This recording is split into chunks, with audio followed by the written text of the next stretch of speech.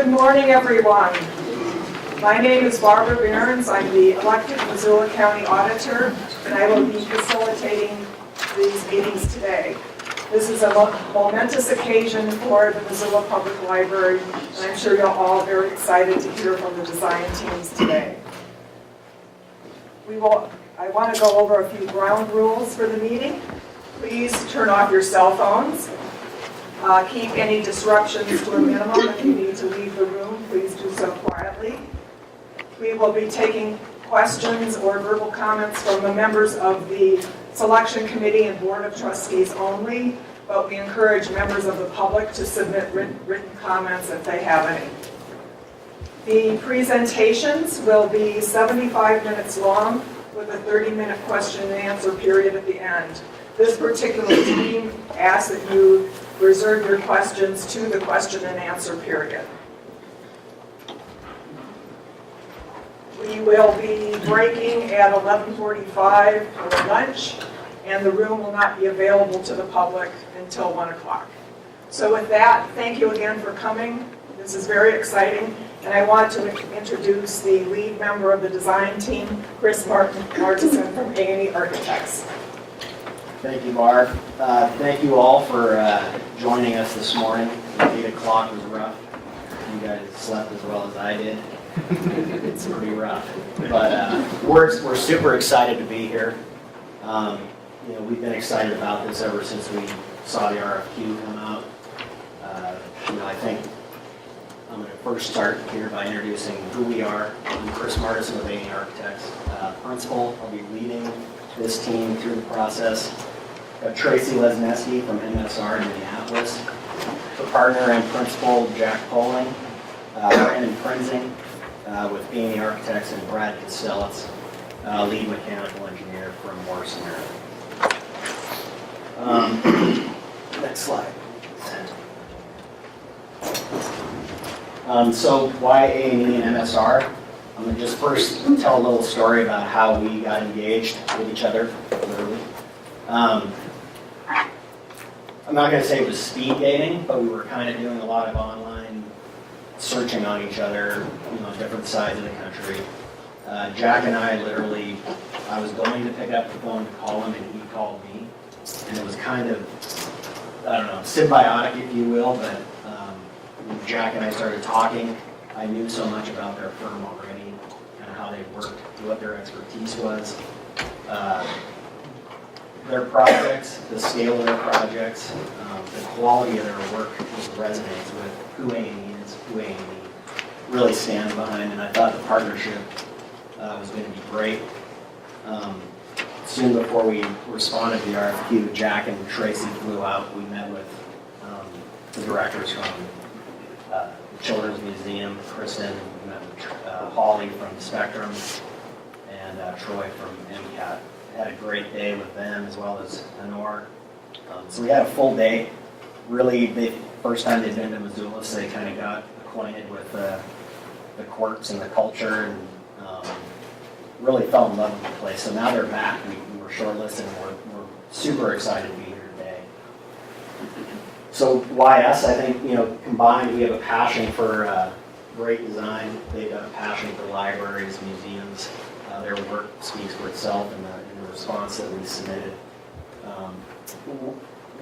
We are passionate about making the ordinary extraordinary. I think Missoula's got an incredible opportunity here. This integrated process we'll be talking about, the execution and how we do it, I think is next to none. And also our commitment to a lasting relationship that goes well beyond the finish of this or the end of this project. It's going to go on for years and possibly through the lifespan of ourselves. So we asked the question, why you? We really are aligning ourselves, our values with you. I think what you believe about libraries is very much in line with MSR's train of thought, what they believe in libraries. I think the passion for the community, it resonates in me, resonates in Brandon. I've been in the community for 15 years now, and Missoula is truly my home. The challenge, I think, MSR's work, the challenge of working with multiple partners on this site, There's a lot of things that are gonna hamstring us at times, but I'm convinced we have a firm that's gonna meet the needs for Missoula. So transformation, and then finally sustainability. We pulled together a team that truly looks sustainability in the eye. I think Jack's going to be talking a little later about their commitment to sustainability, A&E's philosophy and commitment that will stand behind that, and some of the work that we've been involved in. So again, A&E, we've been around for 43 years. Obviously, well, I'm 42, so I was not at the beginning. We have 3 offices, Billings, Bozeman, and here. I've been in this office here for 15 years. I've been with A&E almost 20. Jim McDonald, I'm sure most of you know, he's my partner here in Missoula. He recently was awarded the FAIA, which is an incredible honor. If anybody knows what the fellowship means, it really embodies who he is in the community, what he stands for. He's passionate about giving back, passionate about Missoula, and it bleeds and resonates into us. I know Brandon and I, numerous other members in our firm are committed and just connected to the community, be it through Habitat for Humanity, the Sustainable Business Council, Humanities Montana, Percent for Art, the Montana Preservation Alliance, the Historic Preservation Commission. We are connected in so many ways into this community, and we are very committed to see what happens and what's done here is done right. And our connection to the library world is equally deep as Chris's and his people and his firm's connection to Missoula. We're a Minneapolis firm. Public libraries have been a huge part of our work since the beginning of our firm in 1981. Tracy and I have worked almost exclusively on libraries for together combined 40 years, 30-something years.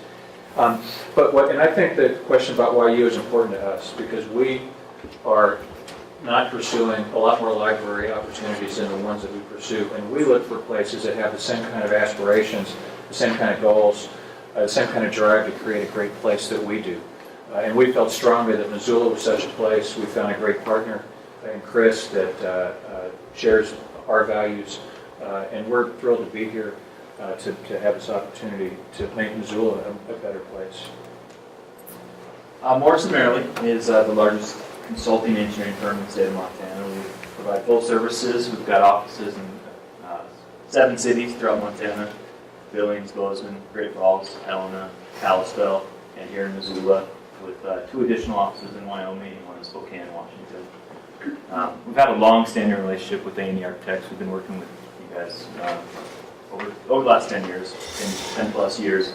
We've worked on multiple projects here in Missoula, across the state, and many in the Northwest on some of our indefinite quantities contracts. Thanks, Brad. So this is kind of how we've organized our team. Library trickles down to A&E. A&E will be the lead for this project. Partner MSR, and then below us will be our consultants. Jack's going to talk about SR Kent here shortly, but I'm just going to quickly touch on who we've included on our team. And part of the process is this initial phase. Although it takes us to schematic design, we're bringing the entire team in early to make sure that they're involved through the decision-making process and flush out really what's important to the community. So Kath Williams, we use her exclusively for lead consulting and facilitation. She'll help us define our goals and guidelines with, as it relates to lead.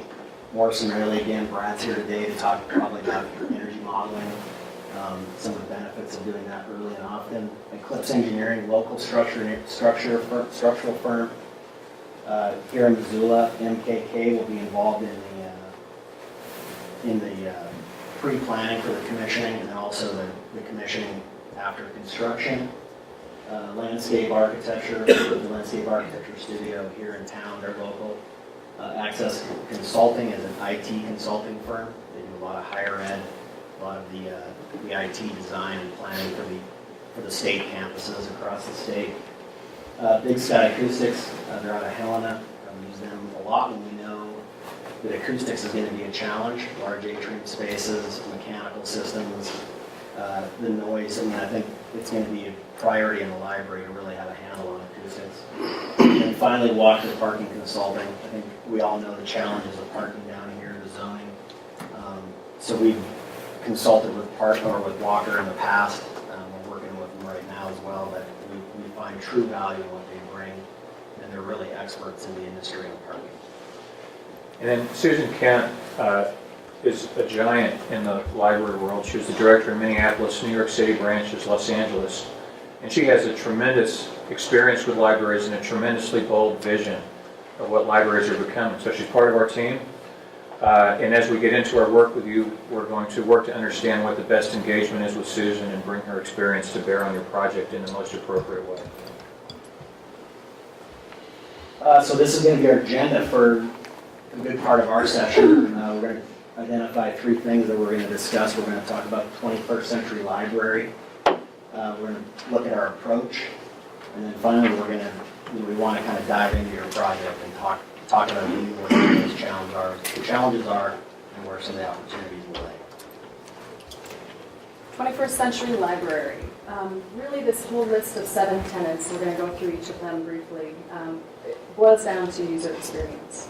If we get these right, then your library will transcend building and become a destination. And so we'll talk about each of these just a little bit. So what if we created a place that people from around the world wanted to come and see and experience? Experience, this idea of activity, is really permeating our entire culture. And that finds its way into the library building as well. And so these next 2 slides are just showing a snapshot of the recording industry as an example of this, because it's kind of a clear one. You see how people are buying less and less and less actual materials, while at the same time they're going to more and more and more concerts and venues and experiences. And so in a similar way, the way people think about public buildings and in particular libraries is changing. They want to have an experience, which is not to say it needs to become an amusement park, but it needs to be engaging.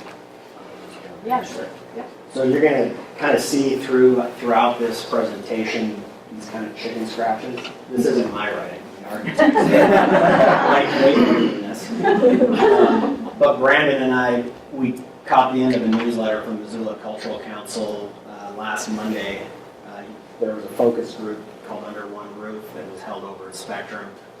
IRSVP, they welcomed us, we showed up, and it was an amazing 2 hours. It was like a mini town hall meeting, mini charrette, and we heard firsthand experience from multiple users, multiple backgrounds in the community, and you'll see little tidbits and notes that we'll touch on throughout the interview. I think the other thing to say about that really briefly is we've been doing already a lot of homework to get ready for today, and that's just the tip of the iceberg of the kind of information gathering and outreach that we will continue with you and the broader stakeholder group. And so we were really pleased to see that some of these focus group ideas were already resonating really well with what we wanted to bring to you today. And so we've, like Chris said, cut and pasted a few of these things from the actual notes that were taken on the whiteboard. And one of the things about experience that stood out to us is, in particular, the top left, where it talks about children's space being both physical and intellectual interaction. And that's one of those kind of ways that we're talking about experience. And we've been able to accomplish this in a lot of our buildings, and in particular the Mill City Museum, which is where we have our home, our office, and a project that we designed really could have been thought of as a way of, actually this courtyard space is a ruin after a catastrophic fire. It could have just been taken down. Probably that would have been the most efficient and maybe even cost-effective thing, just to tear it down. So we thought that would be a really wonderful way to create a destination that celebrates the history of milling, which is a very important thing in Minneapolis. Since then, this has been a wedding venue. This is summer opera that happens during the summers. People come here to get a beautiful connection to the riverfront. And so it really has become a catalyst for this area of Minneapolis and made it a destination. Those are the kinds of opportunities that we're looking for here for you. So destination as an idea. Again, really wonderful things talking about movies and play, public art space. I liked this one that said design not just for Missoula, and better Montana, but for the world. And so I think that's the kind of aspirational thinking we'll bring with you here. And we heard The from library should community speak to who you are as a community, and in our community we very much value higher education, so there's a strong connection there. And libraries are always about partnerships, and so bringing in folks like Spectrum or the Children's Museum or MCAT could be real beneficial in terms of growing that destination and the desire for people to want to come to the library. We're very happy and proud that it will remain downtown. We absolutely see that as a priority for a library, because downtown is where your heart is, and a library is really part of who you are. Just a little quick thing with Linda. We didn't prompt her what to say. We simply asked a question, and I think you all know how engaged Linda is to the community. She nailed it on the head. It was one take. She nailed it. She's going to the presentation. So, thank you, Linda. Adaptability is imperative for the 21st century library. The rate of change, the pace of change for libraries and what they are expected to and want to provide as services and products for their customers is continuing to accelerate. And so being able to adapt on not only an annual or decade kind of spectrum, but also down to the day-to-day is important. And what you're seeing here in the slide, this is Madison Central Library in Madison, Wisconsin, shows that kind of adaptability from the largest of scales, from how the building itself is laid out, and we can go into that in more detail later if you have questions about that, all the way down to the user being able to control their own light or move their furniture and still be able to plug in. So adaptability is key. Brendan.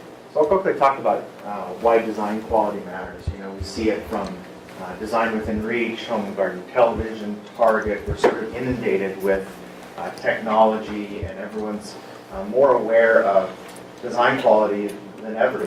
10 years ago, there wasn't all these things inundating us, and sort of technology is a great thing, but it gets to a point where we yearn for the tactile, we yearn for the book, we yearn for connection with people and folks, and I think that resonates really well with Missoulians and this kind of maker revolution. I know you guys have a maker space, and that's I think it is an evolving trend in all libraries across the country, across the world, that people are thought really broadly about technology and connection and globalization, but now are coming back to the kind of tactile and the hands-on learning, and we'll talk a lot about that. This is a project in Billings. This is Faith Chapel, and this is kind of just an example that A&E has done and locally in the state that kind of talks about that design quality. This is a church. This isn't a sort of typical church-looking building, but the clients came to us and really wanted sort of forward-thinking, but still very a very sacred space that people can be comfortable and worship in a safe space. So this is just sort of one example. Truly, and just side note, this was designed to be a 100-year building.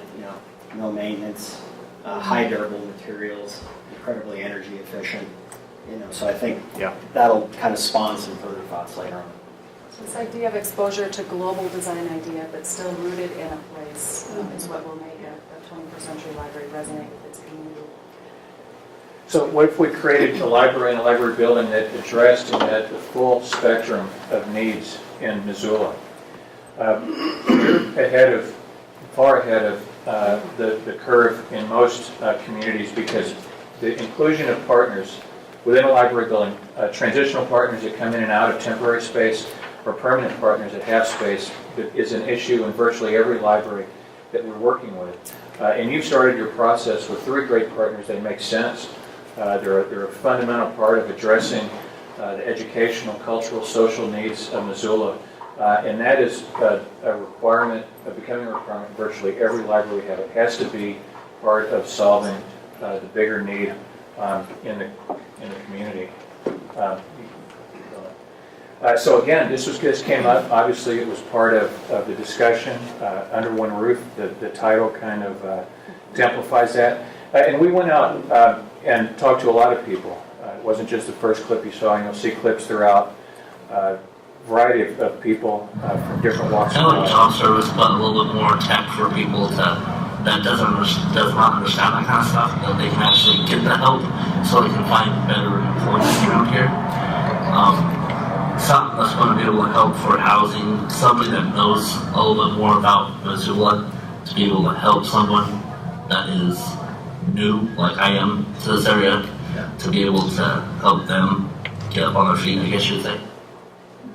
And that's what's great about the libraries. It's there for everybody.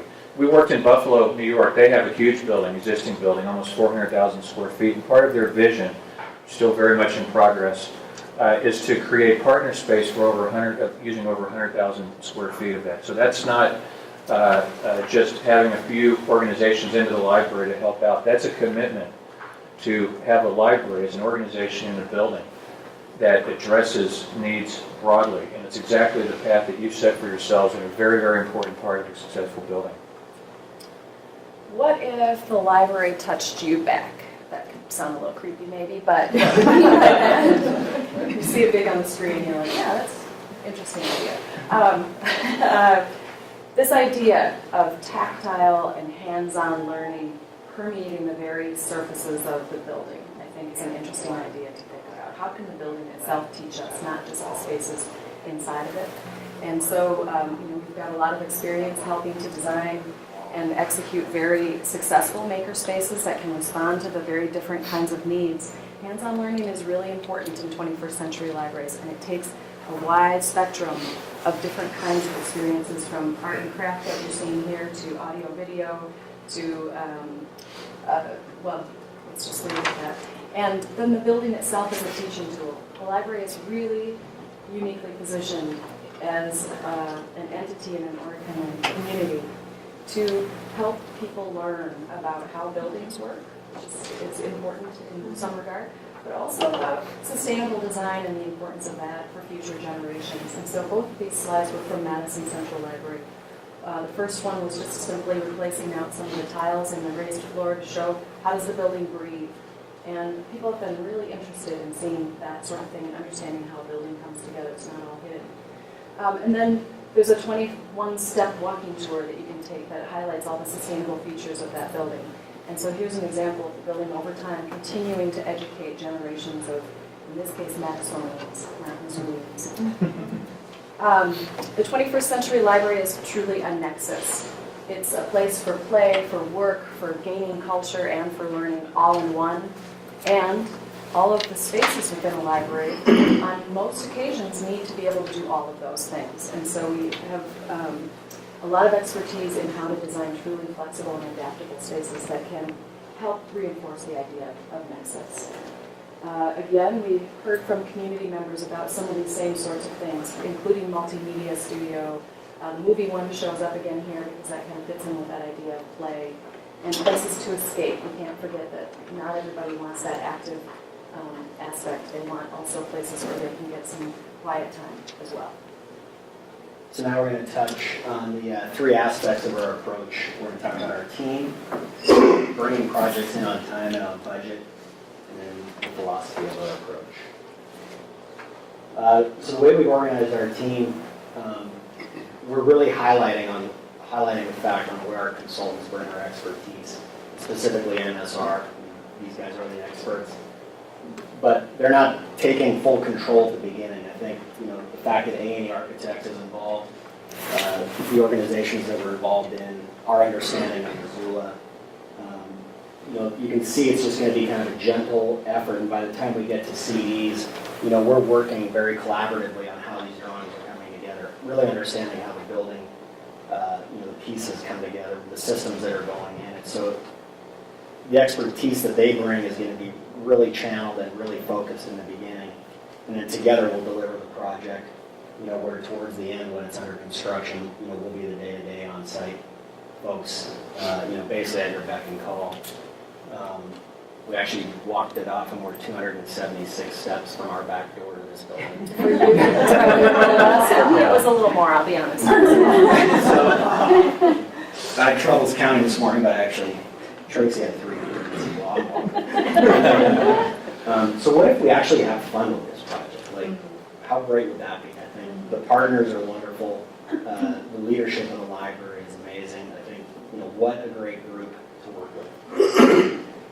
We're just going to kind of blush through this schedule. Brandon and I are going to just talk quickly, kind of an overview. Starting on the far left side is basically April and May. Out here is 2020, so these years are compressed. But we're going to be talking, basically about, the service engagement 1 that was listed in the RFQ, and then service engagement 2 essentially starts at the design development phase and goes out. As a team, or as we noticed in some of the comments that were issued yesterday, there's a desire or an idea about the GCCM or the contractor risk process. We've had a lot of experience working in this manner. We planned on, or we would like to see the contractor come in as soon as possible. The sooner the better. I mean, it's part of that integrated design approach. Use the contractor's tools. He's in the industry building. And use him to actually facilitate the price testing at each stage, all the way through. So, bring him in up front. Use his expertise to do it. And then finally, the last piece we're going to be touching on is the post-occupancy. What happens after you occupy the building? Yeah, let's hit on the kind of main chunks of time and looking at these main phases. This first programming phase, I'll kind of explain what these are. Most of you probably know what these are, but I'll just reiterate them again. Programming, thinking about what's in the building, what services, how big these spaces are, etc. Then you jump into schematic design. You're looking into, generally what the building looks like formally. Maybe you get into a little bit of materials, etc. You're starting to model it, getting space. So you're looking at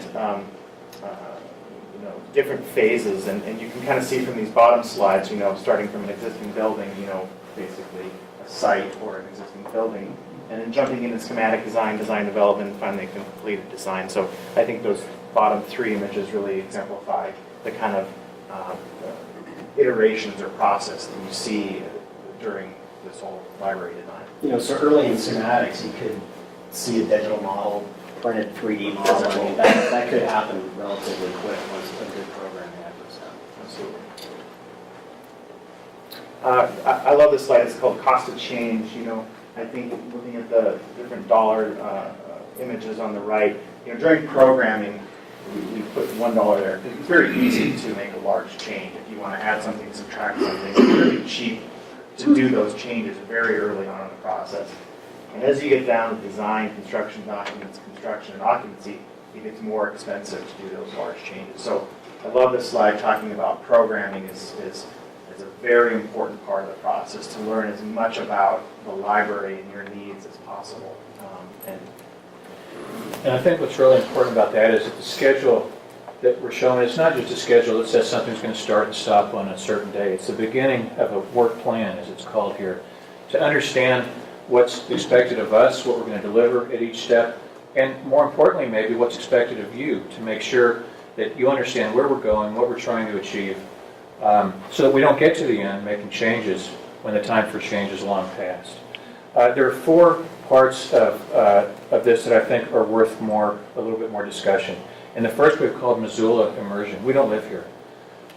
You've got 4 teams you're interviewing today, all very much the same, a local team with somebody that's coming in from outside your community that has a lot of library experience.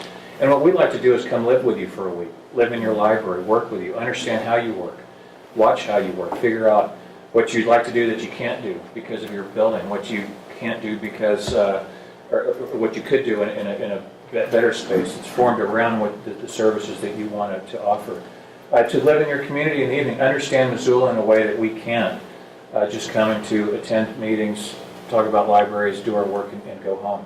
And it's we could we get like a temporary Missoulian citizenship or something? Come here and just really be part of the community so that we know a lot greater for having spent that time what this place is all about.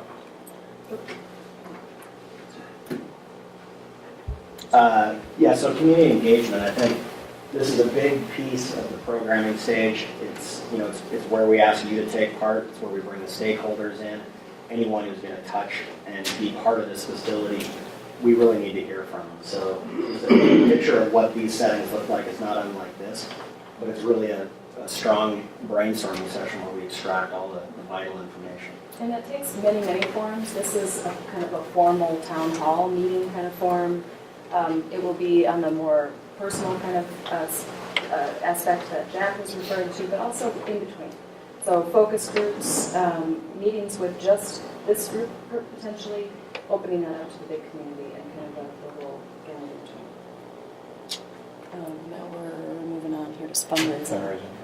Yeah, so one of the key components that we feel like we still need to be involved in, I mean, it's schematic design at the end of this phase here. We feel as though we need to be part of that process to get this project funded and to get it out into the public and get support. We did this in Billings with a $130 million bond package with Billings Public Schools. We created some of the graphics. We worked with Hilltop to really focus and form this campaign in the community. Generated kind of what some of the ramifications of a bond are, what that means to households. And then really we went door to door. We were actually canvassing as a team. The Vote Yes for Kids was an incredibly successful campaign. Hilltop did an amazing job, and it passed. And I think Billings is going to do great with that program. So we talked a little bit about kind of the processes that we go through to get from the very big picture questions at the programming stage down to the specificity required to actually communicate an idea to a community so that they are on board and want to support it. One of the ways that we do that, the way that we bring a community along and a group, especially a large group along in decision making, is to design based on shared principles. So with you, we will come up with a list of the values of the project. What are the high aspirations that you want to achieve? We put those in writing. We bring them to every meeting, and we always check our decision making against these principles. As you get further along in a project, more and more detail is required, and sometimes you can lose the aspirations for the detail. This is a way to ensure that those objectives that we started out at the beginning are maintained all the way through. And so we took the liberty of putting an example of what these principles could be for your project. These are not obviously we'll work with you to develop the right list, but some examples of these would be perhaps it's really important to you to set a standard in library service. You want to be the model of what a 21st century library looks like. That might be a very high aspiration. That has ramifications on design, budget, program. Perhaps the whole idea of how to phase is the biggest nut to crack for you, and that's what you want us to keep our eye on the entire way through above anything else. And so that might be what economy stands for in this case. Or maybe it's something about enriching the cultural experience of Missoula, part of that cultural district that the master plan is calling for. And actually Ken talks Missoula is, first of all, a university town, but it's a university town in a unique location. The Five Valleys designation really matters. This is a crossroads, and it's always been a crossroads. I do think it's an unusually fertile ground for culture in the region. And I'll say in the region, be kind of polite about it, but it's just unusual. I mean, I keep thinking about the cultural nonprofits in this town. You got ballet, you got opera, you got the incredible Missoula Children's Theater, you got the writing, you got the MFA program. I mean, it just goes on and on. So, pretty amazing place. Coupled with that, we will listen and lead. That's our style of leadership. And what we mean by that is we want to get the very best that you all have to offer. You are rooted here, you understand your customer base, you understand what makes a place truly Missoulian. We want to glean that as best we can from all of you. So that's the listening part of it. We also bring expertise, and you're hiring us for that expertise, and so we want to also lead. And that way we get the best of both entities in this partnership. An example of listening and leading is some of our other ways of engaging with community stakeholders in a very interactive kind of way, helping them to bring the best of their ideas to the forefront and then understand what those mean in the context of a building. We evaluate comprehensively, so we're not just thinking about economy. We're not just thinking about sustainability. We're balancing all of that with the culture and with the values of a place. And right in the middle, that red dot, is where all of those things come together to truly transcend average building success to exceptional building success. We work from the outside in and the inside out. We have a wide variety of consultants, as Chris took us through in the beginning. Each of us has our own perspective, our own way of looking at a building and what's important, bringing that all together from the outside in, from the context, down to the detail of what it's like to sit at a desk or what it's like to read a book in a chair by a window. All of those things are coming back and forth all the way through the process to make sure that it truly is a great place for people to be. What if we build a building that generates more energy than it uses? This integrated approach that we use with all of those stakeholders, all of those players, all of those consultants on board from the very beginning of a project is the only way that can happen. We're really proud of our integrated approach and ability to keep a whole team moving forward in sync with one another. Yeah, just want to add that, I see integrated approach as a collaborative effort, where we have the trustees and the building committee and, all of the design team working together, open lines of communications. It's more than just a design charrette. I mean, it's a communication throughout the whole process.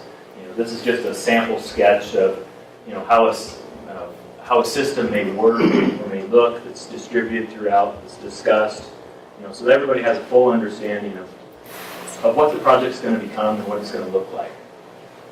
And just one more thing to add, Brad, tools like Revit and tools like BIM, I mean, they're in our arsenal when we're working towards solutions like this.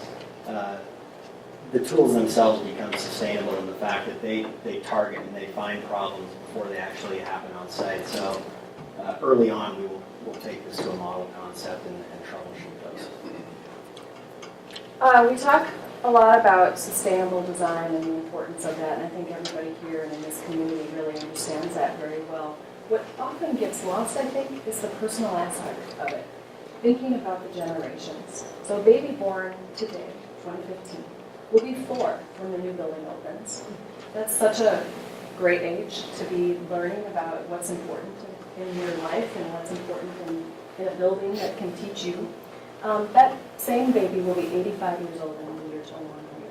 Which sounds, you say 2100, it sounds pretty futuristic, doesn't it? It's really not that far away, and a lot needs to happen for the care of our Earth in that time to make sure that there is an Earth in the year 2100 for that baby. So what this diagram is showing is what a lot of climatologists call the point of no return, or the 2C cliff. People have heard that term a lot here. But that's the point where no human has lived in a climate that's as warm as 2 degrees Celsius above where we are. And so there's an imperative to reverse the effect of the carbon emissions, to not get beyond that 2C.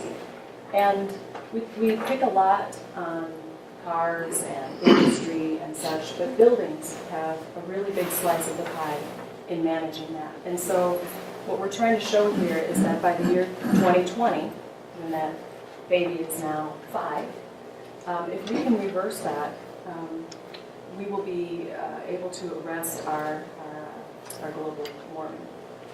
So, as I said, the buildings have the biggest piece of that pie. Yeah, as you can see, I mean, buildings, nearly half, almost half of the CO2 emissions throughout the U.S. So, it's really important for us to take an active approach to making, building new buildings that are sustainable or that, help offset this. And how can we do that? Well, we build a building that's energy efficient, that uses the resources. One tool that we'll use is energy modeling.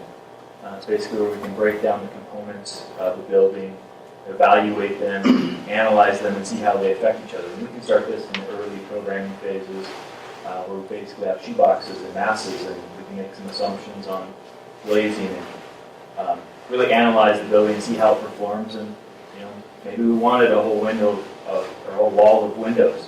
Well, we analyze that and we realize, well, this is the effect that this is going to have on your energy use. So those are the tools we use to help meet your sustainability goals. The other thing is we really want to take advantage of the Missoula climate. We've got a great climate here, low humidity, great shoulder seasons to take advantage of free cooling, or what we call economizer cooling, which is bringing in natural ventilation to temper the building, keep it comfortable for everyone. Really some great advantages to take care of here. Also the groundwater. Oh yes, and we got the aquifer.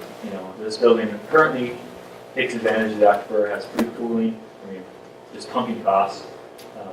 Uses the aquifer to cool the building. It's something definitely want to take advantage of. So the AIA, the American Institute of Architects, instituted the Architecture 2030 Challenge. And what that calls for is that buildings built by 2030 be carbon neutral to arrest the effects that Tracy was just talking about of use of carbon and fossil fuels for energy.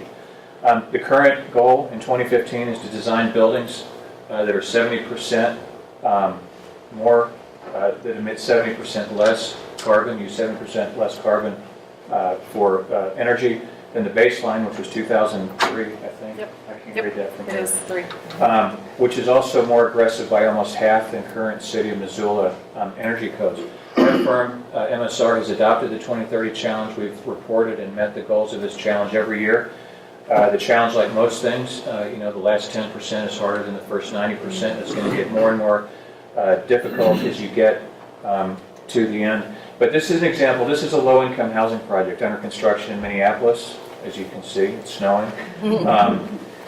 This is a building being built in a very modest budget, $160 a square foot, I believe. And their goal, the developer's goal from the get-go, was to make this be a net energy. Now, that is not necessarily the same as net carbon, although the two go almost parallel, but a net energy neutral building. In other words, you're going to generate as much energy on this site as they use. It's not every hour of the day, but in that over the course of the year. Their aggressiveness in pursuing their goals and pursuing fundraising for their goals, we believe is going to make this a net positive building. This building, on a very modest budget, will generate more energy than it uses. It's going to put energy back into the grid, clean energy. And more importantly, their aggressive attitude about the health of materials and our dedication to researching materials has led us to put a tremendous amount of effort into studying basic building materials and the effects, and often not good effects, of very common building materials on the people that use buildings. So when you talk about building that's here till 2100, the best building, the most sustainable building, is one that's going to last for 100 years.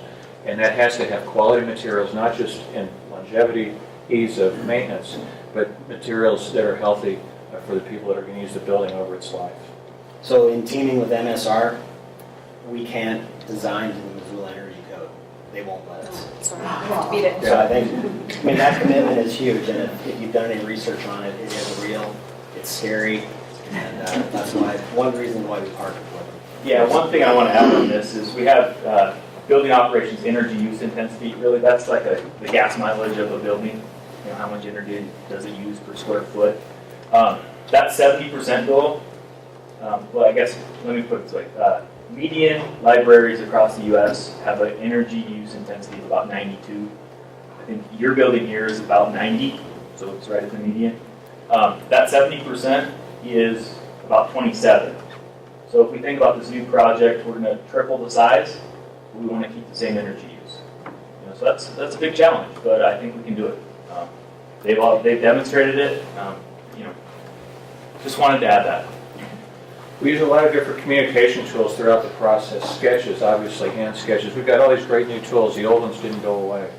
The best ideas, or ideas are most clearly and best conveyed sometimes by a very quick sketch.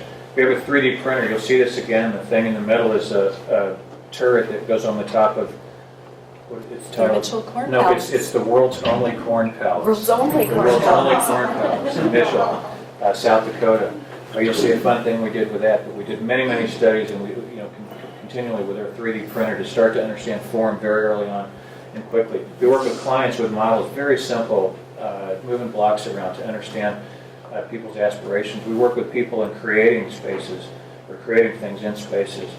Chris mentioned BIM, Building Information Modeling. Revit is a building information modeling software on the lower center that we use to create a three-dimensional model that the structure is added to three-dimensionally, the mechanical and electrical systems are added to three-dimensionally, that creates a unified, comprehensive model of the building that not only eliminates conflicts, so the beam doesn't hit the ductwork or that the structure is adequately located or properly located for the building, but really creates an efficiency that allows our team to put effort back into thought, not just figuring out the minutiae and the details of a building. And then the fun stuff, color and materials, drawing, ideas and inspiration from what's here, from what's in Missoula. I don't think we're going to show it, but the McAllen Library, the Walmart Library in McAllen, Texas, beautiful, very simple, very inexpensive project, but very colorful and pattern-filled on the inside, and those colors and patterns were drawn from the place, from the plants and animals that are there and the animals that migrate through. Place that most of the year is just brown because it gets baked off here about this time of year. They've got a couple of months of green, you think it's a brown place. It's really not. And we drew that from that inspiration to create a really lively, colorful, energetic interior for that building. So it's all fun stuff, really. Not just this. It's Not all just fun. this. And that actually is a good That's a segue good point. to our next slide, which is we're going to be working with you for a long time. And we ought to enjoy one another's company and enjoy that process, because bringing a building to life is an amazing thing, and it's an amazing journey. And to be able to share that with people that you enjoy being with is a really important thing. So we're doing serious work. We take our responsibility in that very seriously, but that shouldn't preclude joy. And so that Corn Palace, the only Corn Palace, World's only corn. I don't know, we need more or not, but what you're seeing in the left slide there is a couple of our team members making that dome into a cardboard hat for the mayor to wear at the groundbreaking, and he was game enough to do it. He actually saw that thing and he thought it was so cool. He actually did wear it. There are photos, you can find them online. And so, now we get to Well, Jack's already the talking fun about stuff. moving into my apartment behind my house. That'll be fun. That will be fun. So now it's about your project. And the four things we're going to touch on here is place, program partners, phasing, some of those challenges that you could be looking at, and then also parking, which deals with access and convenience. When I think of place and I think of Missoula, I really think about what keeps me here, what keeps me grounded, and what I really connect with in the community, and it's people, and it's the festivals, it's the arts. We're actively involved with the Downtown Association doing First Fridays. There's nothing more fun than standing, watching people circulate through your space, talking about art, and the inspiration that is drawn by that is huge. I think we're blessed to live in such an incredible place. The connection to the rivers, the mountains, and the sky. When there was nothing here, it was the Salish, and I think ideas like that need to be brought into where we're going. And elements, if these elements can be brought into the architecture and express what's truly important about Missoula and its community, I think we'll have won. Yeah, it's sacred ground, really. Had the opportunity a week or so ago to walk around Missoula again and reimagine or what a beautiful place we all live in, whether it be the nature that Chris just spoke about, the beautiful downtown we all enjoy with the stone and the brick and the textures and the shopping and the culture and the people, more importantly. It was just a great opportunity to kind of get a visual survey of what we all know, but it's nice to look at it on the screen. I love that top image. It sort of exemplifies for me what Missoulians really, I think, identify with the river on the bottom, the downtown core, and the parks in the middle, and the mountains in the background. I think if you had to pick one image to exemplify Missoula, that's what people want to view Missoula as. These three levels of beauty. So these guys are immersed here already. We've talked about wanting to become immersed here as well so that we can understand this place as well as you all do. What we also see when we look at images like these and start to put them together in the ways that they're composed here are the patterns, the textures, the scale, the things that resonate with you as a community. And how can we learn from that and draw that into the building? That's important. I got a little sideways in a place, I won't name it. We were designing their building, and they wanted their building to reflect their community. And they kept saying, this isn't a name of the place. building. And so one day, beautiful spring day, I said, okay, let's go, show me one. And that's what I shouldn't have said, because they couldn't take us to a building and said, this is a building that reflects our community. And so it's very important, is what Tracy just said, it's not a building. It's not mimicking this, it's not reflecting that. It's drawing from the total of material, proportion, feel, scale of the street, public space. You know, to create a building that's familiar and yet it's not familiar at the same time. So what if the library redefines downtown Missoula? So we're going to probably try and pick up a little time here. So quickly, obviously, an aerial shot of downtown Missoula. The library, pretty centric in the whole scheme of things. I think, big partners, the university, the rattlesnake.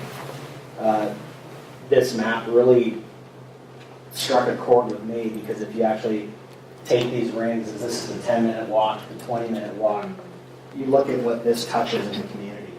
And really what this means, I mean, this spot couldn't be much better.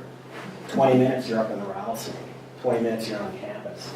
And really starts to paint a picture of, like, do we need to drive to get to the library? I'm not saying parking is not an issue, but I think location is key. I think arterials coming off the highways, access to the library. I know Brandon went to the last public presentation on what they're planning to do with Main in front. That's only going to help. I think, increase the parking on the streets, probably 15%, 13 to 15, I think Anna was mentioning. But I think this is a ripe spot for redevelopment. Again, kind of talking or relating back to the master plan of 2009. The river crossing, kind of a key spot down in the hip strip, commercial area, shopping streets, the cultural corridor, which the next slide kind of picks up. Connection to the river, children's museum, the library, the retail hotspot. Obviously, Missoulians love the park, love the festivals it carries. So I think those connections are really important. Understanding that we've got some partners around us, the Children's Theater, and what an incredible job they do to tell the story about Missoula and around the state. To be that close to an organization that is so passionate is fabulous. I think we know we need to work with the city to probably partner with them, discuss kind of what our parking demands are going to be, what they could offer for hours or number of spaces. I think another impact that could really play a key part is, what's this going to look like? Not in a negative way at all, but how is that going to impact the library? If we have 500 students living there, well, the library's got the potential to be this epicenter, almost like a student union downtown. I mean, it could just be absolutely amazing. Remembering also, this connection to the river and this green corridor. I think this was taken out of the master plan, but we've updated the university or the housing project. But I think keeping a close eye on this connection, not losing track of the experience of connecting these bike trails and the pedestrians, back into the cultural corridor of Missoula. And I think there's a huge potential. Missoula is the most culturally diverse community in the state of Montana.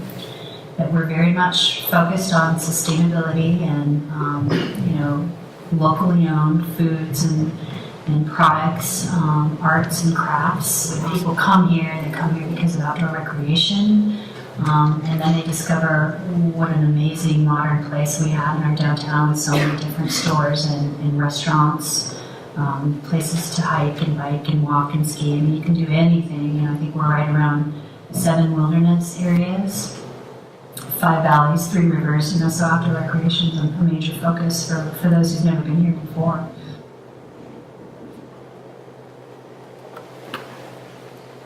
What if the library defines what a 21st century library should be? One of the ways that we'll work with you to figure out how that could happen is to think about program. And this pie is showing how the feasibility study allocated space to date. We know that there's work to be done to both update the thinking that went into that but also flesh it out and understand what these things mean. And we like to talk about doing 3D programming or graphic programming, because often numbers and percentages aren't very meaningful until you start to see them in play. And so we've started that process a little bit here for you, first with these pies that show kind of the allocation of seating in general. You squint, the gray and black stuff is staff, restroom, storage, mechanical, electrical, things that make the building run. The orange are storage of stacks and things, and the yellow are children's and user seating, reading and such. And then the blue, we're going to just metaphorically remove the blue just for a moment, not to discount the partners, but just to be able to do this comparison side by side with a few other libraries. But first, we want to hear from Mia about her. I like to see more new books.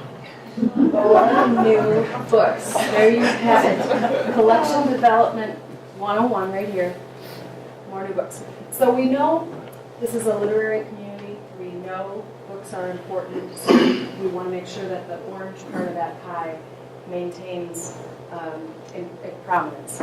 We do, though, want to make sure there's enough people space for some of these other things that we've been talking about. And so that's the yellow. So when you compare to 3 similar scale, similar complexity projects that are either going to open very shortly or have recently opened in the last few years, that start to embody, or do, I would say, embody the 21st century library tenets that we talked about before. You can see that there's something a little off with the pie as it stands now. So that's what we want to work with you on to understand. How do we maybe give a little bit more of that gray and black over to the yellow on this pie?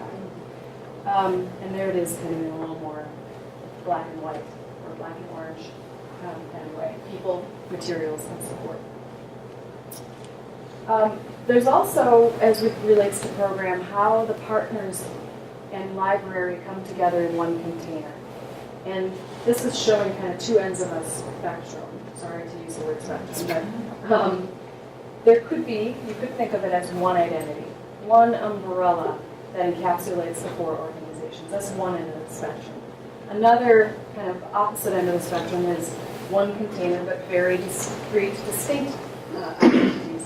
And maybe you want to end up somewhere in between. That's one of those kind of initial things I think that we as a group need to understand together, where your thinking is and how the building helps to support or shape that. And so here's just an example of kind of an in-between version. This is Drexel University's College of Media Art and Design. All the design arts under one roof, each wanted their own identity. You want to be able to look across the building and understand that's fashion design, except for example. But also, they are part of a whole, and so there's kind of the both and happening. So architecture can help that. So we've talked about place. We will not ask you to show us the Missoula building. We learned that lesson. We talked about program. We talked about a lot of things that shape the building, and there are some just plain criteria that respond to the place. We don't come with solutions. We're not here showing you designs of what the library could be today, because we don't know what that is. The best design for your library comes out of understanding your place, your program, your aspirations, it's also so these aren't solutions. We listen to everybody. We have a mantra that the best idea wins. Some of the best ideas we've had have come from very unlikely places. But what we did was we looked at the building as it might be shaped by current factors on the site. So you have the current concept of remaining in your existing building operational, build an addition on the south side of the site, and then merge that in a second phase into a whole. That creates a building that's has a tall, I don't know how many floors offhand, but a tall space on the south side that links back to the 1- and 2-story space to the north. But that's defined by your current aspirations. Your zoning code goes exactly opposite that, and would say that you can build higher on the north side of the site and only up a couple of floors on the south side of the site. And that would lead, following the zoning code, to a building that would be stair-step following the setbacks on the north side of the site. Now, rules are made to be broken. And that's not a design. That's not a design. That's not a Missoula building, I can tell you that. And so we feel confident that zoning would not be an issue, that you could free that up to treat the site as a whole and look at the very best solution for the building and look at, and there's a lot of ways to achieve this, but a building that uses this site from a functional standpoint in the most advantageous way, and that is to put the building on 2 or 3 floors functionally. If you're going to spend $30-something million to create this building, you're going to spend over $100 million, hundreds of millions of dollars actually, over the life of this building to run it. Dollars spent today that saves operational costs, not just in energy consumption that we talked about before, but more importantly, in the use by the staff. Dollars spent today will earn you many, many, many dollars over the life of the building. And so there's a range of options. We did a project in St. Paul Central area. They came, I'm going to tell you a long story very shortly. They came with a pre-design that had them building this big, expensive addition in the middle of their U-shaped building. And that was it. We were told, you are to do this. This is what we're going to do. Long story short is we told them, we're not going to do that. You shouldn't do that. You should take the functions that are planned for that very, very expensive addition space and put it out somewhere else in your system very inexpensively. And a $3 million addition wound up being $1 million to the main library for their pre-design, wound up being $1 million addition to another building and brought $2 million of value back to their existing building, which allowed them to do things that they wanted to do that they had long given up hope to be able to do as part of their project. If you were to say that building new on the site is the best way to go, there's a lot of great opportunities for temporary facilities in your community. Temporary facilities cost money, I understand that's a concern, but that decision has to be looked at over the life of the building, not over just the construction part of the project. And so that's one of the things that we'll want to investigate with you early on, is to understand what kind of trade-offs could be made, what kind of allocation of the resources that you've got, which means land as well as dollars, to arrive at the best solution. These next 2 slides are just showing kind of, again, a range of ideas about how you could deal with a temporary facility in a very inexpensive kind of way. Madison Central Library literally bought a storefront. They actually got a very inexpensive lease with a downtown owner who wanted to use that space for the interim. And so they got a great deal on that. They very inexpensively kind of updated the interior of it. Most of their stuff went into storage. And we could get you guys in touch to have a conversation about how that worked and what that meant for them. Kind of the other end of that is this is an opportunity to experiment. You've got some new ideas maybe that you want to test out. So what Tulsa City County Library is doing is they've built what they call the librarium. We help them design their temporary facility as well as their central library. We are familiar with what they're trying to achieve, and so helped bake into the temporary facility an opportunity to test that, to introduce their customer base to these ideas, get feedback, adjust, and we're working with them now on the adjustments that need to be made while the building's under construction based on what they've learned. So you can look at it as a laboratory, which is how they've addressed it. And we had one community where a person gave an empty Kmart store to the library, to the city for 2 years for forgiveness of their property tax. So they lost the income, the city lost the revenue for the property tax, but it did not cost them any money to have that facility for a couple of years.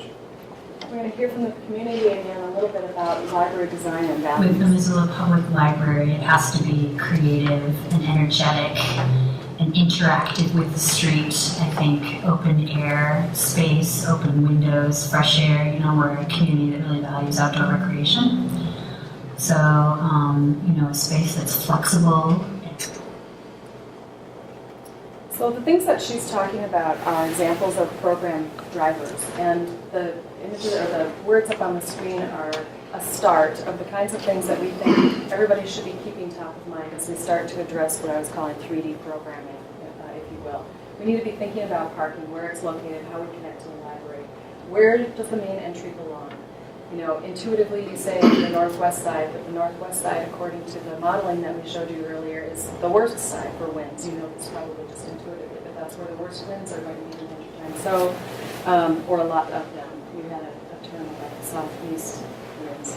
Yeah, well, the Hellgate. The Hellgate. The Hellgate. So where that belongs is a really important thing, and sets up kind of a language about how everything else gets allocated within the building. relationships between the partnerships, as we talked about before, and between the spaces themselves. How do people move through the building and understand it intuitively? How can we maintain that flexibility and the ease of operations that Jack was referring to for staff over time, as well as for the building itself? And then how do we bring that element of delight so it becomes a destination and it's that experience focus? And so we've got 4 different kind of slices here. Thinking about how that first level, that first main level could be thought of. So one is, what if it's a family experience? What if what you encounter when you first walk into the building is this family experience? It may have the children's area, it may have Spectrum, and it may have the Children's Museum, all on one floor as a main experience. And we've got somebody from the community talking about what families need.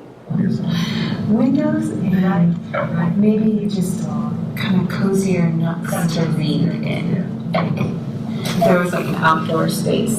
Yeah. Be huge.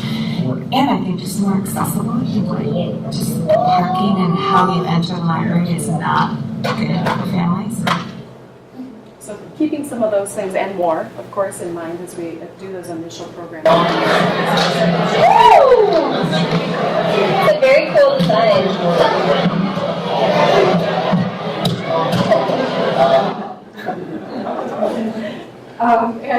And delight, right? So the mother before was talking about reading nooks. This is an example of some reading that we've done on a project, and as you can see, it creates that memorable experience that we were talking about, and delight.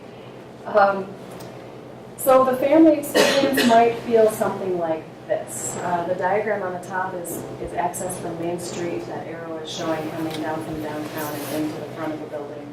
Lower level access still you want to have to the park and that connection to the river that Chris was talking about before.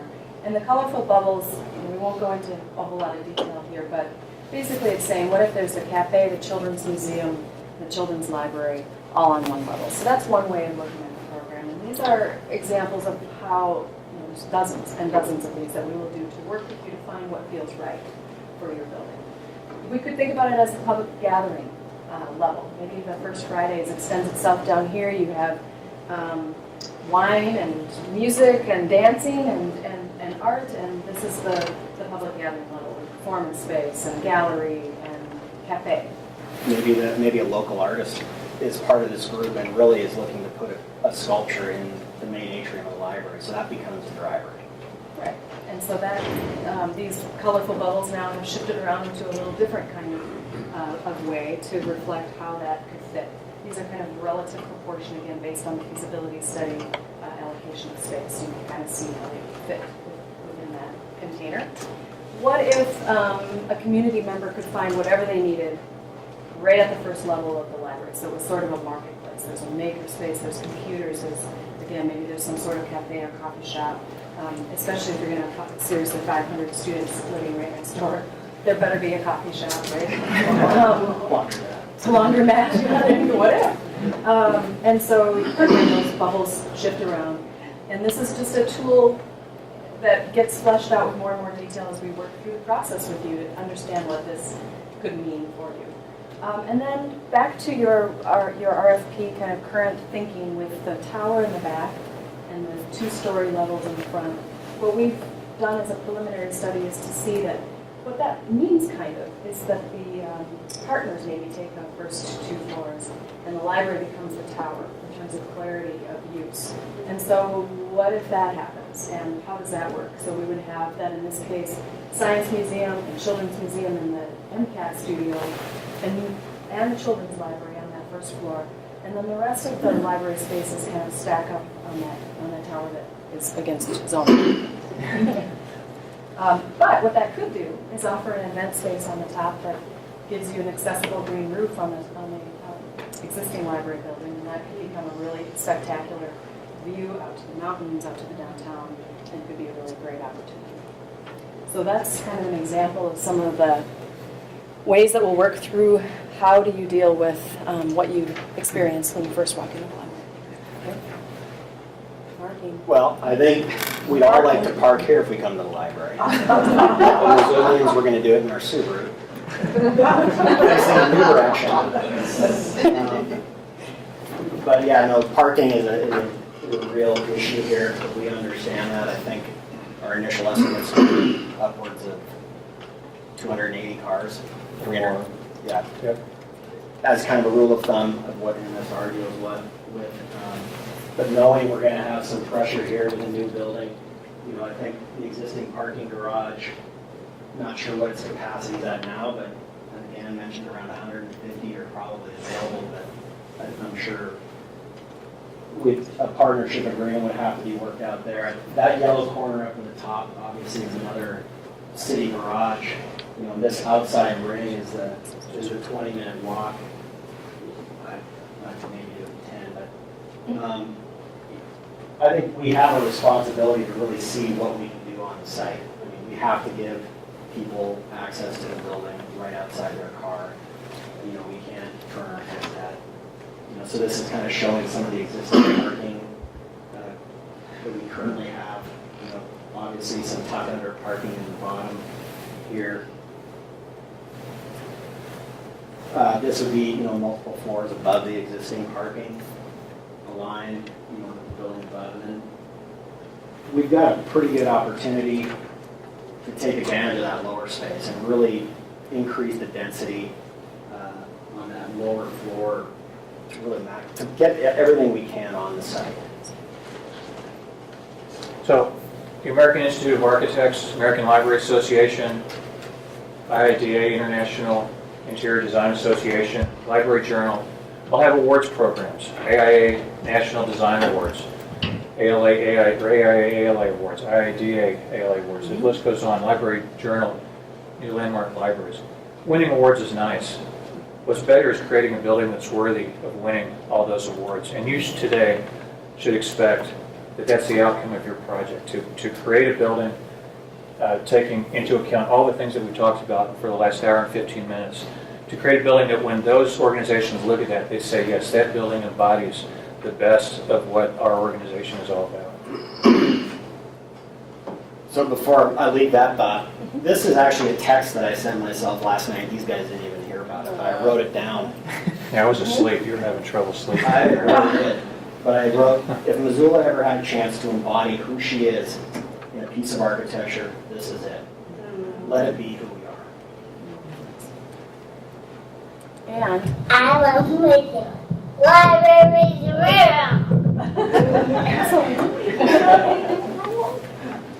so we want to leave you just with that. So I guess we're going to open it up for questions. 110.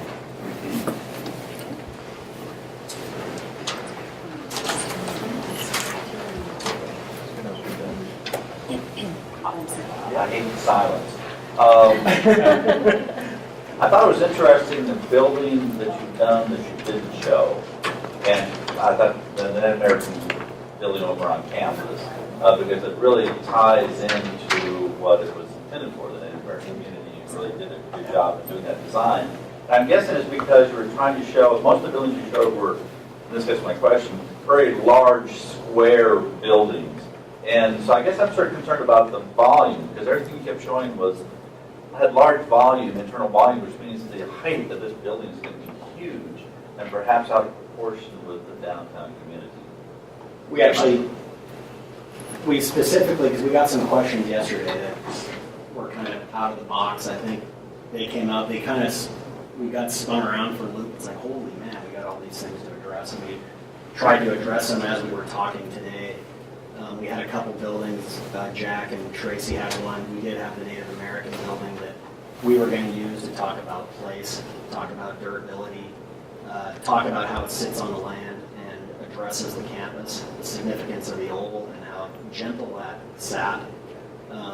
I think tradition and history and obviously the tribes that were consulted for this project, I mean, there was some real significant meaning there. I think the materials that were selected are true to Missoula's heritage. You know, not so much the Native American, you know, obviously the wood, but it kind of mimicked everything that Missoula is about. You know, the encampment that was along the river, you know, before the settlers came. I mean, we're very proud of this building. It was the first state-owned LEED Platinum building. views, the daylighting, what that building means to the cultures and the Native Americans is really special to us. I think more in our presentation, we were looking to make a connection with what these folks bring. Not to say that we're going to turn our head on what Missoula is.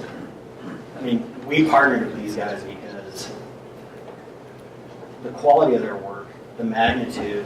I mean, we're not talking about a 40,000 square foot building. And this is big, and one of the bigger buildings built in Missoula. And the partners that you guys have chosen to put in here, it's going to become a destination. I mean, I can see people driving from Seattle to see what the Missoula Public Library is about. People driving from Canada, you know. This is going to become an epicenter and really tell the story of who we are. I think your concern is a really good one.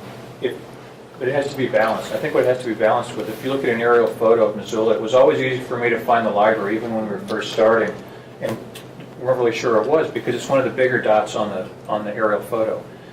And you're going to make it bigger if you use the rest of the site. So you're going to have in footprint and in square footage one of the largest buildings in Missoula.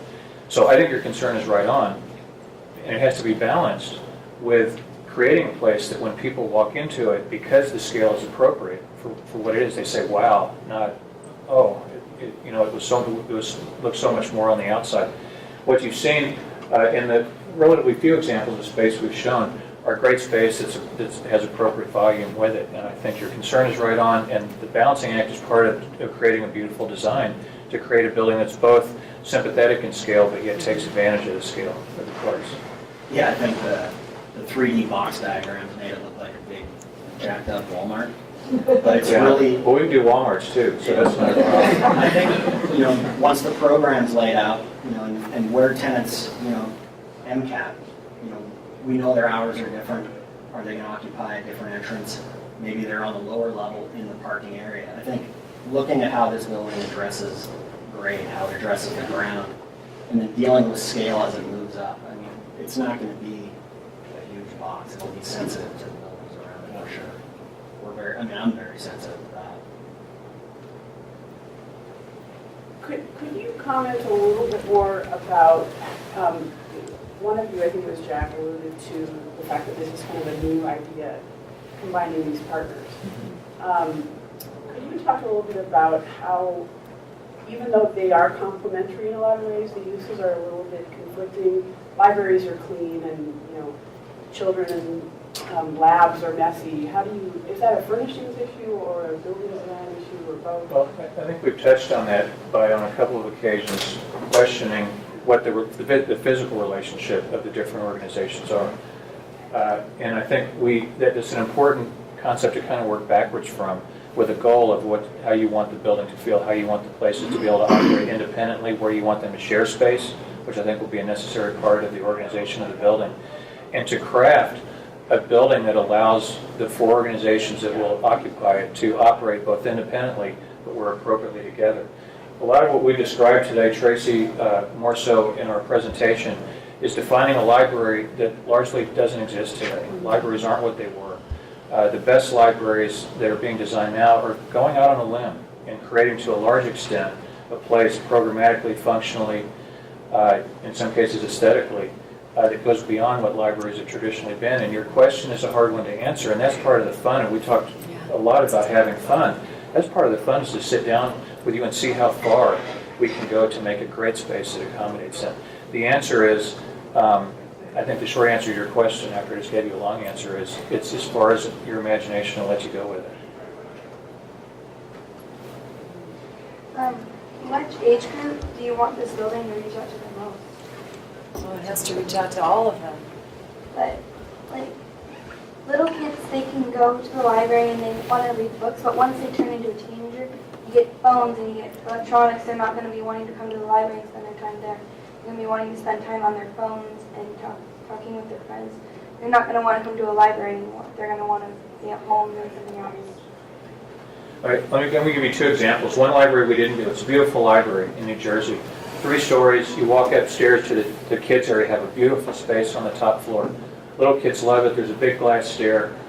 And One of the problems is the little kids are running up and down the big glass stair distracting everybody else. But the bigger problem that specifically addresses your question is that the teen area is right next to the children's area. And it's a nice teen area and it's a beautiful children's area, but it doesn't work for exactly the reason that you're talking. Not that the teens don't want to be in the library, but they don't want to be seen as an extension of the little kids. We did a library near our home in Roseville, Minnesota, where the teens have their own space. You walk in the front door in this beautiful big space. The children's are in the back, and the teens are in a completely different area in a glass-enclosed space. They have beautiful views. They're visible. They have computers. They have games. Gaming is a big monitor on the wall they can plug their things into. There's soft furniture. They can bring their own iPads, phones.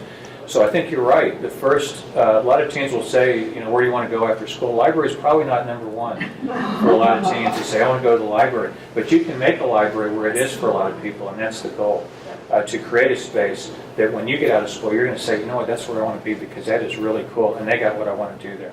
And I want to just tag on quickly to the Roseville example that Jack was talking about, which is the one in our backyard. The gaming is such a popular destination now for the teens in that community that they've actually had to set up another console. So teens are flocking to that library now because it has the kind of, I'm going to say non-precious feeling that they can make it their own. They can move the furniture if they want to. It can be messy and noisy. They don't get, shushed by anybody. Librarians don't shush anymore. It's really the other patrons in the building that do that shushing and that kind of looking at the teens for disrupting them. But if you create a space that really does reach out to that age group, and really that's what we strive to do with all of the age groups, is to find what it is that's going to make that a destination for them. And it's different for every age. If there were libraries. Maybe. I met one. We didn't submit a proposal for that project. Well, there was another question right next to you. It seems like you have a fairly good relationship, the way you're joking back and forth. How will you, where you showed those different steps, how have you worked together and how are you going to work together? Are some of you Minneapolis people coming here? Are you Missoula people going out there? Are you doing it by email? Are you, how will you work together? Maybe the challenges that you've had and the ways that you see yourself working together as two unique groups. Yeah, no, it's a very good question, and I like the question better today because you have 4 teams that are pretty much the same. We've been asked that question when we're not the same, or there's just a local firm. Almost every project we've ever done is with a local partner. It's the nature of our work. We're not going to get hired in Missoula. You didn't invite anybody here today to interview that came from outside your community without pairing with somebody local. We understand that. So it's a very common role for us to play, teaming with a great local firm. It starts with what Chris defined about how we found each other. And I really think that when you find the right partner, you've set up the foundation for the collaboration to be a success. I also think that oftentimes when you found the right partner, or when you pick a partner, you've either won or lost the project when you select the partner. I'd like to think we've won today because we have somebody that in getting to know Chris, having been out here, spent a lot of time together, thinks like we do. It's most convenient for us to come here. We've had cases where the library, where people have come to our office in Minneapolis. There are times of the year when people want to do that, and other times when people don't. It's cold here. It's really cold there, and it never doesn't let up. So I think the key though is we showed the work plan, the lines. That's kind of the starting point. And what that really does is serve as a beginning of creating a roadmap for how we're going to work together. There's all sorts of ways you can do it. Technology has made it a lot different just in the past few years where we're speaking remotely with people and sharing things remotely really works in a way that you can rely on that. It saves some time and money along the way. It doesn't supplant being here face to face. So everybody's different. We will need to understand what your expectations are of us. You will need to understand what our expectations are of you, and out of that mutual understanding and understanding what we want to create in the end, we'll craft a work plan that absolutely works. I'll go just a hair further. We saw a question yesterday about subcontractor, I think it was maybe intended to be consultant conflicts, especially the role we're working in now. But we put this team together to avoid that. I mean, we've got an amazing relationship with all our consultants. we kind of had an understanding of the community that we're working with and the partners. And attitudes, persona, how they work, or do they typically deliver on time? That's kind of shaped up front before we go in to interviewing in a situation like this, because we don't want to let our clients down. I know how Brad works. I know how Brandon works, even though he sits next to me. These guys, I think, are the best at what they do, and that's really what I was drawn to. And I have no problem picking up the phone and talking to Jack, calling Tracy on the weekends. I mean, we're already we've had a month-long dialogue preparing for this, and Right, that's what I was really asking. yeah, I mean, it's What's worked and what hasn't worked, yeah. as you figure out how to work together. What has worked so far between us? Is that what you're asking? Yeah, and how, as you made your initial thing together is how you think you're going to communicate. And yeah, what's been working and maybe what hasn't worked so good. How you see yourselves really communicating with each other by phone, by Skype probably. Well, we have a video conference in our office, so we can have face-to-face with these guys all the time, through GoToMeeting, through a number of tools to help collaborate and help instantly share screens, instantly communicate amongst our consultants. It becomes almost like second nature. This kind of collaboration is very common in the industry. I was going to add too, actually, because it made me think of this yesterday when you were asking, what other technology of keeping in touch can we throw to the mix here? We were texting, emailing, sharing things over Dropbox, using the new Forma Transfer, which is a software that we use to organize files for owners and consultants both. We had Macs and PCs on the table. We had video going, like, this is it, right here, and it's working, and we're able to communicate. Technology does help with that quite a bit. We have developed a really great rapport, which I'm glad you could sense, because it's genuine and we really feel like this is a good partnership. Yeah. We sat outside at 5 on Block last night for dinner about 9 o'clock. So, we had a little spillover from the ox, but it was all good. Local flavor. Yeah, thanks so much for the presentation. I have a question. We've heard a good deal about how you'll design for the library functions in the building. Can you talk a little bit more and elaborate on how you'll engage the other partners in the design process? And then do you have parallel experience with other projects where partnerships existed? You want to start? Yes, sir. Okay, I'll start. Well, thank you. Oh my. Thank you for that. Is that all right? Is that our 5 minute mark? No, we've got 15 minutes. We have experience with the other kinds of project types as well. We live in our museum, actually, that we worked on, the Mill City Museum in Minneapolis. We're working with the Children's Museum in Minneapolis right now. A significant Rockcastle, expansion. right, Rockcastle in Wyoming. So we've got the programmatic knowledge of libraries, museums. We've worked with a lot of different kinds of studio. I can't think of Slice here. The maker spaces that we've designed in a few different libraries with the audiovisual interaction, the higher ed work that we've done with sound booths and technology relating to MIDI controls, all those kinds of things. So we've got the programmatic knowledge to deliver all of those in a technical way. What you're asking is really the great nut of this project, though. How do all those come together, and what opportunities for sharing space might there be, and what the identity of each of those is? And we've sort of touched on that, but we didn't get into it in detail. And what our process is to get all the stakeholders in a room together and understand one another's expectations in a really open conversation and a really open way. Using the 3D programming that we're talking about, which is a graphic way of representing space and relationships, we can talk through what it means when these two things are next to one another, or this person is, or this entity is open different hours or wants to be open different hours, and what does that mean then for the library proper? And sorting through all of that can be done in a very graphic and understandable way.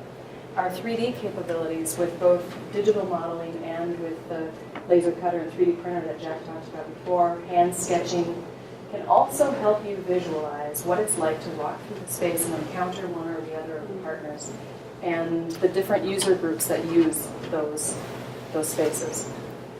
And well, I think as importantly, I'm sitting here looking at 24 people sitting at tables with nameplates. So that's the art of what we do, the art and the science. There's also an art and science putting a team together that understands who's making decisions and how, and that's part of the work plan at the very beginning, is to figure out who amongst the 4 organizations, how decisions are going to be made. And that's not always an easy process, especially when everybody's got some skin in the project. But to get that clear up front, that paves the way for being successful at what Tracy's just talking about. But during the discovery process, everyone's voice is heard. We want to know the minutia of every part of the group, whether it be as a small focus group or as a whole. Everyone's going to have an opportunity to speak and really define what those guiding principles are for their group. Answering your question. There must be more. Again, thank you for your presentation. I don't know about you, but I find this to be a challenging project given the site and the parking. How do you guys feel about it? Is this a daunting project? No, it's quite the opposite. And I think a lot of my friends who aren't architects don't understand it. The hardest project we ever had was a library that was done on land that was a cornfield before we started. Because you go out there and there's nothing there.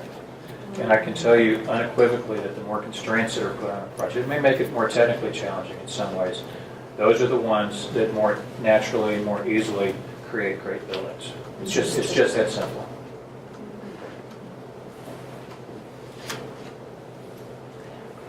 Question for you. Scott asked a question about fitting into the existing downtown and integrating with what we know. And yet the scope of this building is 100 years, isn't it? And so it could be that what we come up with helps define what the downtown looks like in the next 20 years, 30 years, 50 years, 100 years. So we were thinking, gee, we want to be sensitive to what's here. We also are tasked with being looking out in the future and what can be, what will be. What are some of your thoughts on how this can define the future eastern part of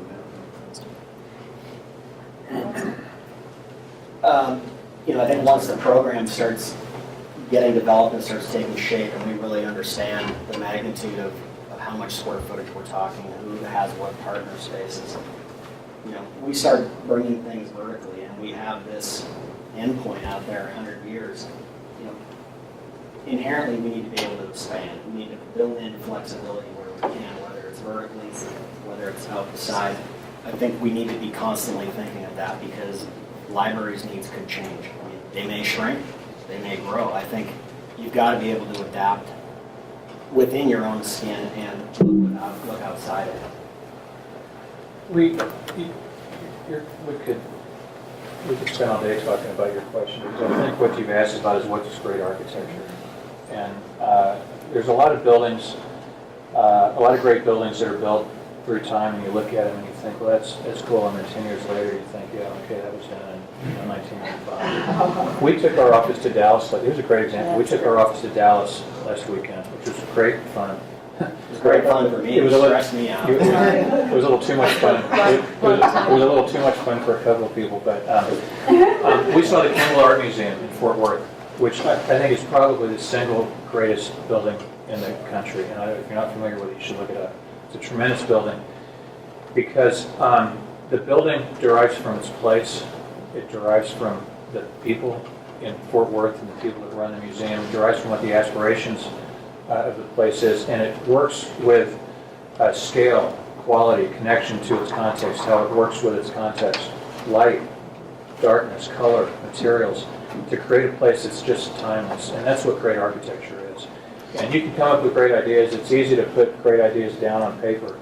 It's our task, it's our collective task to work with you to say, these are the ones that are going to create a building that people are going to look back 50 years from now and say, man, they did a fantastic job 50 years ago. The building will still be usable, it'll still be functional, be adaptable, but it'll be a place that defines Missoula in its scale and its materials and all the things I just mentioned and a whole lot more that make it a place that when you walk into it, feels like it's there for a reason. It is what it's supposed to be. And it's a place that draws you to come to and stay. Actually, if you look on your bookmarks in your book, the A&E side, the tagline on the top talks about, or just says, the architecture of permanence. We're committed to that. I mean, we look at the long term. We look at how much is this building going to cost the owner to live and breathe in this thing for 30, 40, 50 years. And so they know early on the decisions that are being made in programming are going to directly affect how they're living that building 40 years from now. So longevity of materials, what the glazing, if it changes on each side of the building, why is it performed differently on the west than the east? All those things need to be defined through energy modeling to optimize that envelope and optimize the life of that building and keep the cost down for the user. What we said before about sustainability, the most sustainable building, of course, is the one that lasts the longest. That is the pinnacle of sustainability. So the architecture of permanence, what Chris talked about, has real value. I'll confess that my question was, as much a question to hear your thoughts on it, as well as a challenge to be thinking out there to not be constrained. Yeah. Because everything we've been talking about, you've been talking about, is how to do it right for people. Well, the question we asked about what if we create more energy than we use, is so real because these guys have committed to providing a level which goes way beyond Missoula's current energy code. Right out of the chute, why aren't we thinking, yeah, let's go for that? That is something to strive for. And it's like energizing to even think that way. I think your question is a good one. I think we mentioned earlier, that challenge goes both ways. I can tell you that our best work comes from working with the best clients. And we think that's who you are. That's why we're here today.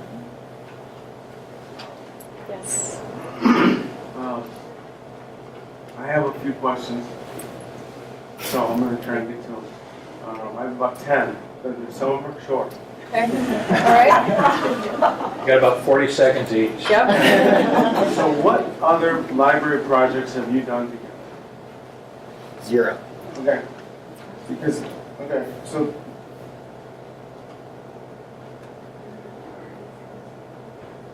the cover letter that you guys have in the book, it says we have teamed up with MSR for library design architecture and interior design. So you have not done any prior projects together? We have teamed for this project, for this Okay, this opportunity. one. Got it. Yep. And Okay. I'm just going to elaborate a hair more on that. Any more in the day and age that we're in Montana, we lean on experts like Jack and Tracy. Yeah. The state is expecting it at state level. The magnitude of these projects are big, and we need to draw from experience in big metropolitan Yeah, areas. that needs to be an idea. What does FAIA mean? I understand it's a fellow, American Institute of Architects. Yeah. It's a big deal, right? It's a big deal. So is it something we should be looking to for as far as hiring a team with a follow on it? And some people would tell you the opposite. We've lost projects where we lost Tracy. You're already getting pissed because I'm saying this. To some weird dude that had spiked hair and weird clothes, and they hired him because he was it edgy? Because he looked edgy. He looked edgy. He looked edgy, yes. You hire the people, here's what I said, you got quite an exhaustive list of scoring. I've never seen anything quite like it. I think it's great. Did you like that list? I did. We got it. Was there anything you would have added to? I'll add one thing at the end. Forget all the other ones. You hire who you're most comfortable with and you'll make the right choice. Yeah. Okay. It's just that simple. Okay. So who on this team is the fellow? Jim McDonald. But he's not on your team. Yeah, he is. Why isn't he here? The nature of this presentation, is really about the community. I think everybody in here knows who Jim is. Yeah. Jim's a figurehead in the community. He's been my partner for 10 years. What role is he going to play in this project? he will be kind of the oversight of the contract. Really, it's going to be the synergy of us. in this group. Because it sounds like you were going to be the principal. Yep. You. Yep. Right? So I didn't hear anything about Mr. McDonald at all. He's a fellow. I brought him up in the beginning. All right, so he will be on the team. Yes. And why wasn't he here today? I'm just curious. This is a pretty big deal. Well, we felt, honestly, as a team, the more people we have up here, and the more trying to break this discussion into a number of different topics, and who's going to talk about what, you can get lost. And we were trying to consolidate it, simplify it. That was really the reason. We didn't want Jim standing up here, knowing for what he's known for, to just not really interject at times. Okay, but that was the decision you made. You talked to Jim, you guys figured he'd not Yeah. have him here today? I talked to him yesterday. Okay, but he does he have time to work on this case? On this project? He's got time for it? I could guarantee you at every community meeting he's going to be there. Yeah. Okay, and you had an idea about living here in the library for a week? I think it's a great idea. Or 2 weeks. Yeah. Sure. Yeah. Sure. It depends when it is. You all got families, but how is that going to look?